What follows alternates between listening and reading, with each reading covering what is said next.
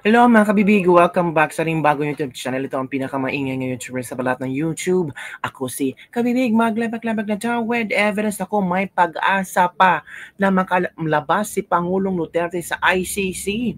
Merong isang interview si Alvin and Tourism kay Attorney Kaufman at sinagot ni Attorney Kaufman ang mga bashers na nagsabi na mag-resign na siya kasi wala siyang nagawa. Dapat na i-give up na niya ang kanyang pagiging lead counsel kay Pangulong Duterte kasi naramdaman ng mga tao na parang wala talagang positibo na nangyayari kay Pangulong Duterte. Nako, sinagot ni Atty. Kaufman lahat ng mga bashers, lahat ng mga katanungan, lahat ng mga kuro-kuro at kung ano ang kanyang standpoint on this matter, mga kabibig. At ang pinakamahalagang sinabi niya, may posibilidad ba na makalabas si Tatay Digong?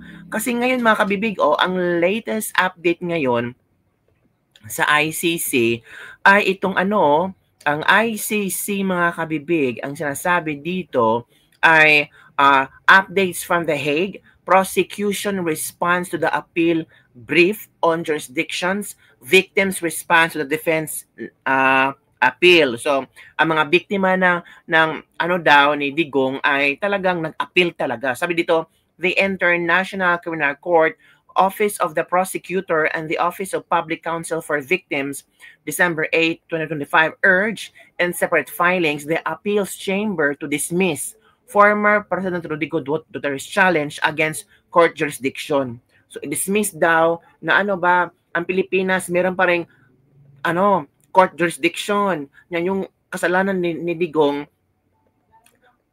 swak na swak pa rin yun. Pasok pa rin yun sa ICC. Deputy Prosecutor Mami Mandea Nyang pointed out that the authority of the ICC remains intact because legal proceedings were already under considerations before the 2019 withdrawal of the Philippines from ICC. Principal Counsel Paulina Maceda, meanwhile, cited Article 1272 of the Rome Statute to underscore that the withdrawal of the Philippines does not stop the ICC from investigating matters that began while the Philippines was still a member. The principal counsel made mention of the fact that the Philippines voluntarily surrendered. Ito kasi ito yung malakas na pwedeng pang gamitin ng defense team. The fact that the Philippines voluntarily surrendered Mr. Duterte clearly proves that even 6 years after making its formal decision to terminate its membership to the court, to the state, still considered itself to be bound by the statute under Article 1272. So ang Pilipinas talaga ang nagkalolo kay Pangulong Duterte. Ang Marcos Jr. administration, sila ang binigay nila si Pangulong Duterte sa ICC. So, alam niyo na kung sino ang ma-blame. Marcos Jr. Walang iba mga kabibig. Diba? Pinadakip, pinakidnap, isinakay sa eroplano ang malaking hadlang sa kanila. 'Di ba? So eto si Attorney Kaufman explaining everything para malaman natin, 'di ba? Kulang-kulang naman natin mga information kung wala si Attorney Kaufman. So eto Attorney Kaufman at sinagot niya yung mga bashers niya. Let's listen to this mga kabibig ha. Paano pakinggan natin si Attorney Kaufman sa kanyang mga impormasyon na ibibigay. Let's proceed. Attorney Nicholas Kaufman, good afternoon. How are you today? Good afternoon. I'm well despite the wet and windy conditions here in The Hague. Attorney, how is our former President Rodrigo Duterte? As always, he's in good spirits and very happy to see his legal team. I believe he had a visit earlier from the Vice President herself. Attorney Nick, there's a lot of detractors, especially for you as the lead counsel of the former President, saying that you failed big time with the decision of the appeals chamber. I know you already made a statement about that. Do you want to respond to these detractors of yours? That I failed big time? I think that's a bit of an exaggeration. We do our job. We're lawyers. No one has ever been released, in this court at any rate, for charges of crimes against humanity. If we had managed to release the former president, it would have been a miraculous event. It would have been a great event. And then the Assembly of State Parties, this wonderful conference that took place last week in The Hague, would have been left without anything to show for the achievements of the court over the last year. Yes, it was a long shot. We did our best, but as I said, it doesn't mean that in the long run we don't have a chance of succeeding, bringing the president, former president, back home to the Philippines. Attorney Nicholas Kaufman, the medical determination or findings was already shared by the defense team and also to the other parties. Do we have a time frame as to when the determination of the court will be made public? Well, we have a time frame in the short term. We've received these medical evaluations. They are, of course, confidential, so I'm not going to share any of the contents with you. We have to file our observations on those reports by the end of the week, by the 12th. And then the court will obviously determine the procedure, whether or not these medical reports will be litigated or whether or not it will take a decision based on those reports only. Will the court then immediately take action on the motion with respect to the competency of the former president? We don't know yet. That depends on the decision that they give after they've received the observations of the parties.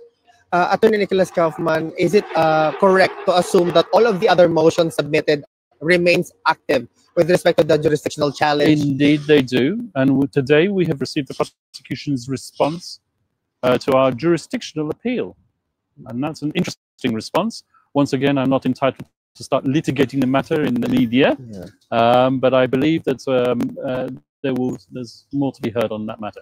Attorney Nicholas Kaufman, if there are efforts from the supporters of the former president with respect to asking the Supreme Court, asking also the executive department through the office of the president, ensuring that they make position with respect to how the former president was arrested, will this be beneficial or in any way to the contrary to what the defense is doing? I don't want to interfere with matters that are currently underway in the Philippines.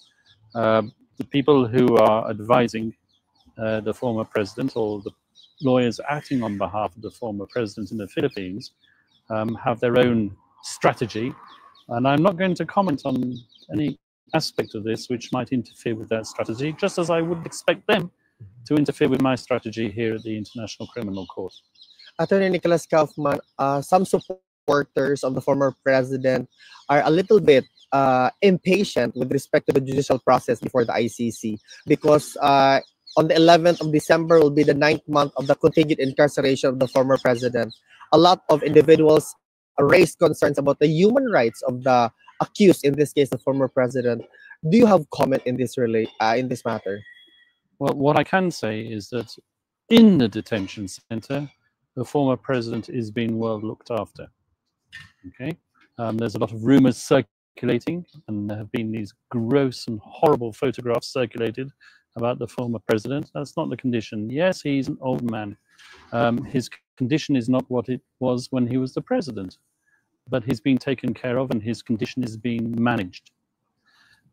With respect to the amount of time that he's currently been in detention, yes, a considerable amount of time has passed.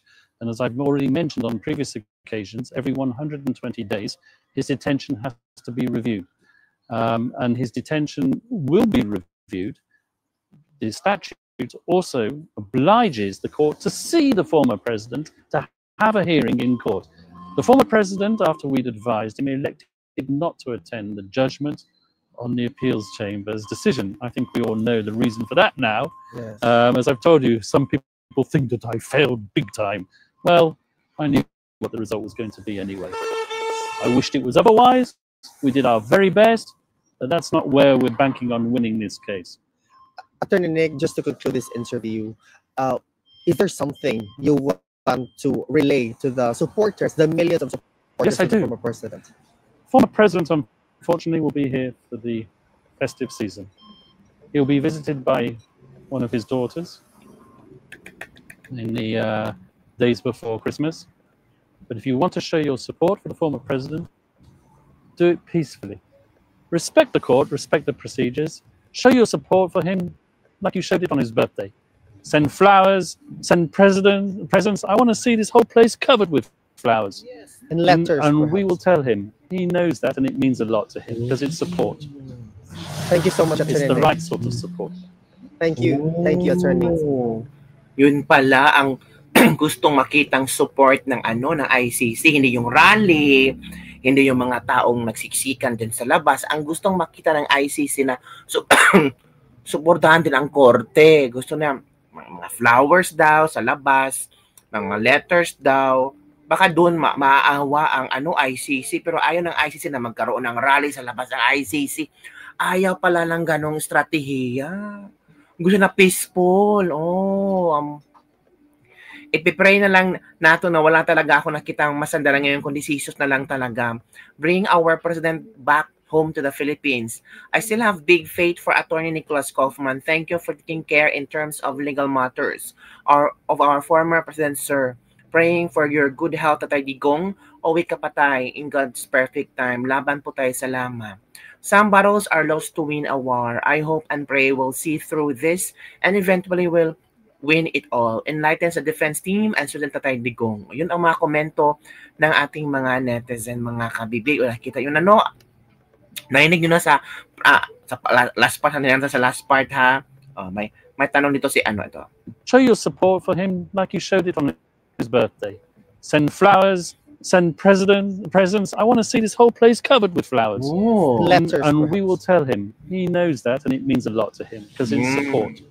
Yun ha. Thank you so much, It's the right sort of support. Alam nyo na. Thank you, ano ang Attorney. saktong suporta ibibigay. Attorney Nicholas Kaufman, good afternoon. How are you? So yun kabibig, ang isang interview ni Alvin and Tourism kay Attorney Kaufman at doon sinagot niya yung mga nag-bash sa kanya, yung mga nagsabi na kailangan na siyang palitan kasi parang wala siyang nagawa. Alam na pala ni Attorney Kaufman na yun talaga ang mangyayari tungkol sa interim release. At I think alam din ni Pangulong Duterte na hindi siya bibigyan ng interim release pero they're trying their best na talagang mag-counterfeit. Doon. Ito pa, ano ang inyong reaction nito mga kabibig? Comment down below and don't forget to like, subscribe, and share this video.